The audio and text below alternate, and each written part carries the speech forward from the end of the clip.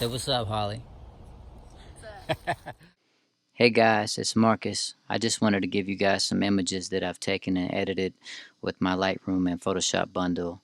You can find on my site with my Z7 and the Z6 over the last few weeks that I've had them. Actually, about a month for the Z7, a few weeks for the Z6. I'm really loving these cameras, and just follow me and subscribe, and we'll edit these images together over the next couple weeks and throughout the year. All right.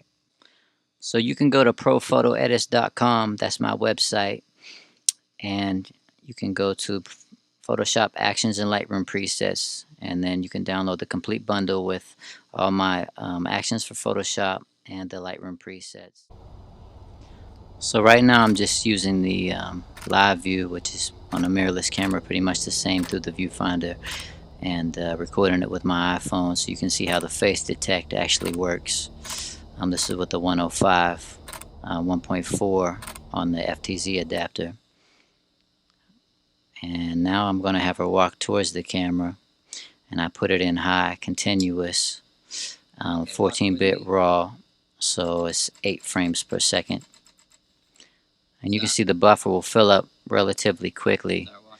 I have a Sony XQD card in there, and I don't know, maybe I get 20 shots before it stops and fills up.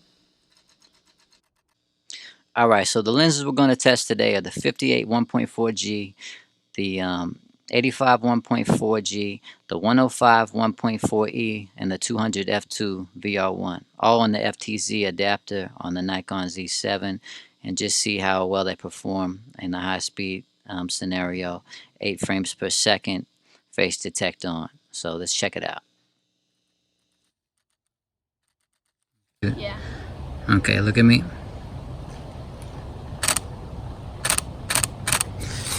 This one's heavy as hell too.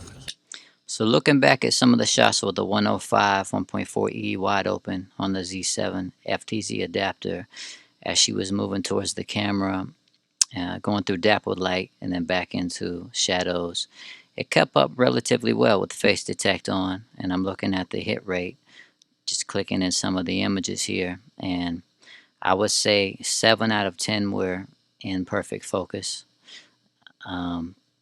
That's a little bit less than I would get on my D850, but you got to remember, on the D850, even with 3D tracking on, I couldn't frame the way you're looking at these images right now. I mean, this is just a lens test. I wouldn't actually frame like this. That one's a bit soft. I remember there was a couple that weren't all the way in focus.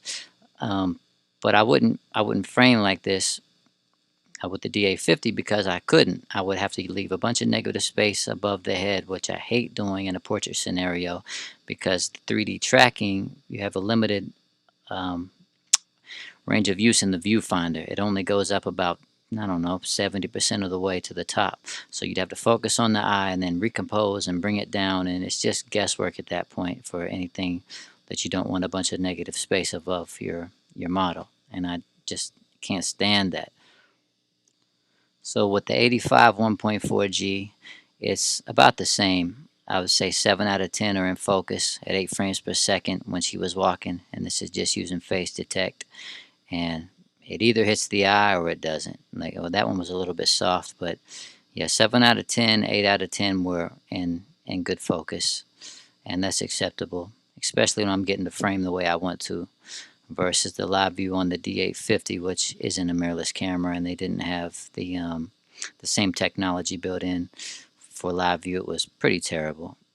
I really enjoy this camera, more so for portrait photography, because I can use live view and look at the entire picture at once instead of having to look through the viewfinder and try to scour with my eye to see exactly what's going on in the frame the way I want to shoot it, and have someone walking towards me and actually getting it all in focus. Alright, so the 58 1.4G, check it out. It's hunting, it's hunting, it's hunting, it's hunting. I don't know exactly why I've had these issues with the 58 1.4G on the FTZ adapter. I did some night photography with it as well, and it was hunting. I did the window shoot at the diner with it, and it was a little bit better on that day. But as you see, the other lenses didn't hunt like this in this exact same light, the same 15 minutes that we did this test in. So I would say it's the worst performing out of the bunch on the FTZ Adapter. So in Lightroom, review of the 58 images as she's walking directly towards the camera, it does no better or no worse than the other 3 lenses in this challenge, I guess you could call it. It hit about 7 out of 10.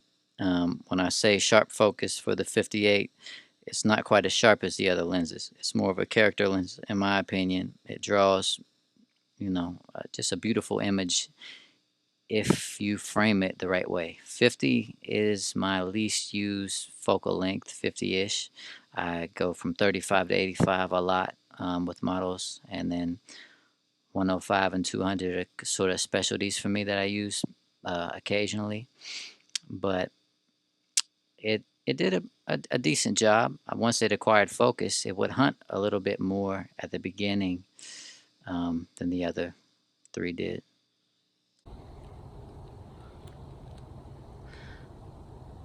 Okay, go ahead and walk towards me.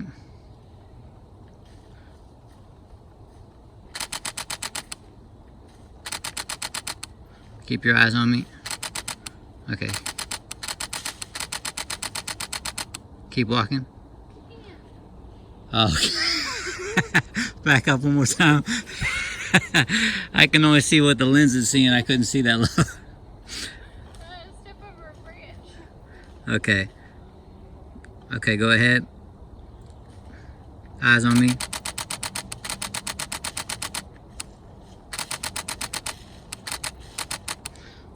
Okay. So the 200 F2 is pretty incredible. It almost never misses.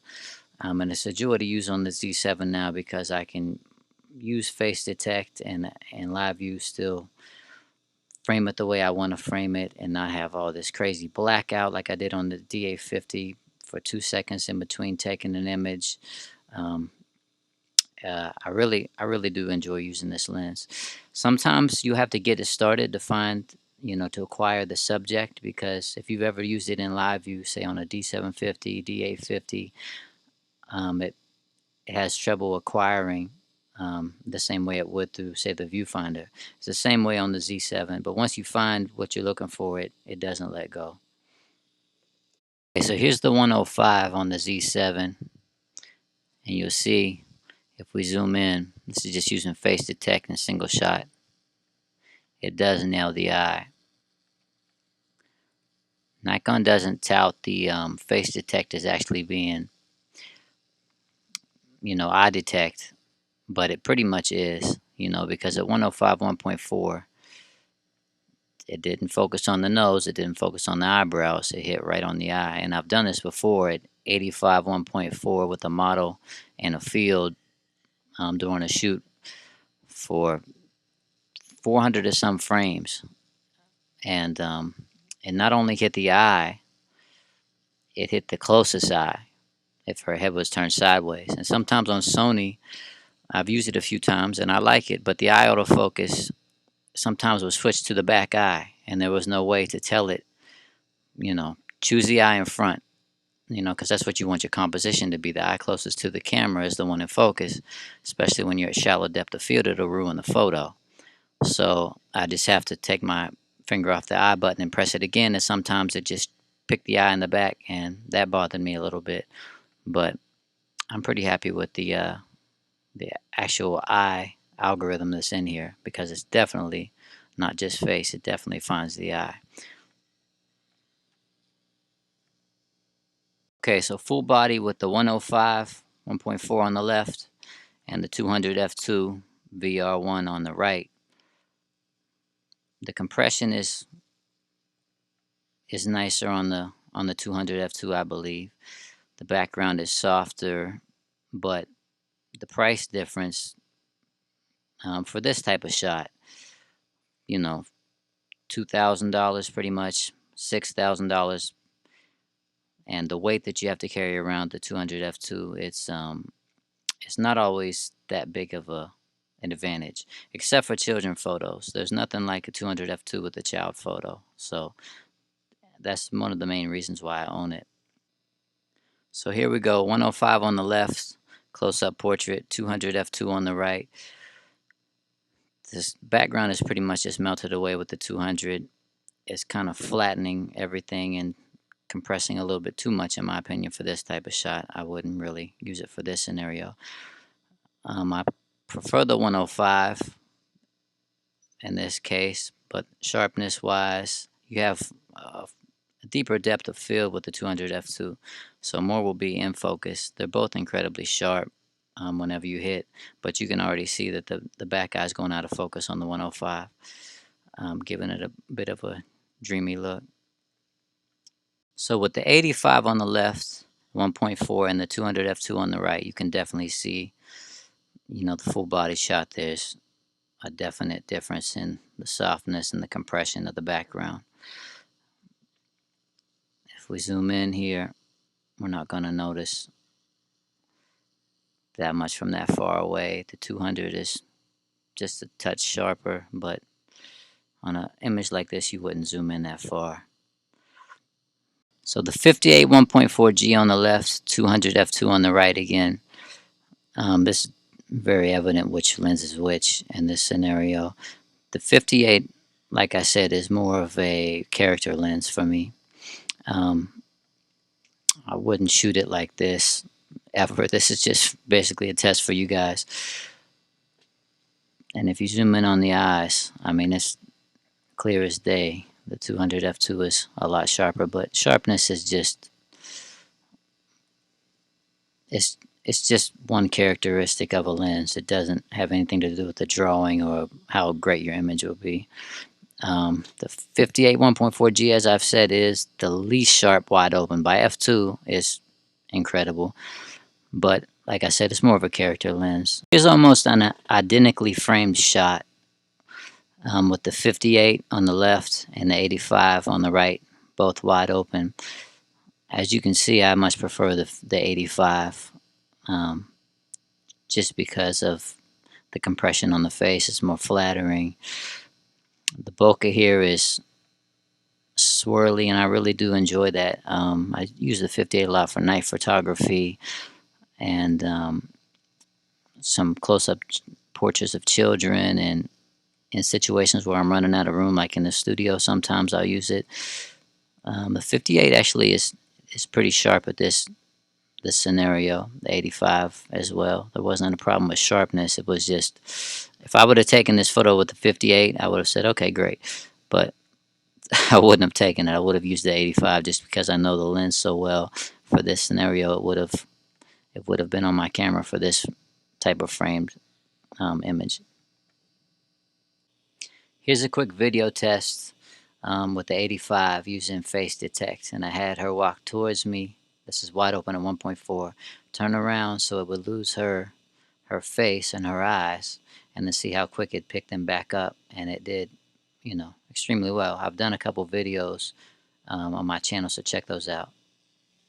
So sorry for the long review, guys. I typically don't do reviews on this channel. This is just, people have been asking me how do I like the Z7 and the Z6 for portrait photography, coming from a D850 and a D810, and the answer is I love it. I don't shoot weddings, I don't shoot sporting events. I'm a professional portrait photographer, so there's not an incredible amount of movement, and even if there is, now is doing an amazing job with that. If I was a wedding photographer, I would keep a D850. If I was a sports photographer, I'd probably keep a D850 as well. But I already have one, so I'll use it when I need it. But for portrait photography, I'll say like this. I brought the D850 with me on 3 shoots, and by the second shoot, I didn't use it anymore. The Z7 and the Z6 are just, they're fast. I always use live view because I like to see exactly how I'm going to get the frame and not miss anything, because I'm looking through the viewfinder and not getting a real representation of how the photo is going to look. I like to step away and look at the back of the camera and give myself, 7 or 8 inches to look at it just like it's going to be the picture that I'm taking. On the D850, I had 2 seconds of blackout in between each shot, and face detect was not as quick. So, not everyone's going to be using it for the same thing that I'm using it for, and I can appreciate that. But sub to my channel, and I'm going to help you guys figure out editing and framing over the next year. And here's a little bit of behind the edit from the one we're going to do this week. After she did the lens test for me, I said, let's just take a couple quick professional photos or fun photos like I normally do, and we'll get a couple edits out of there for you. And here you go.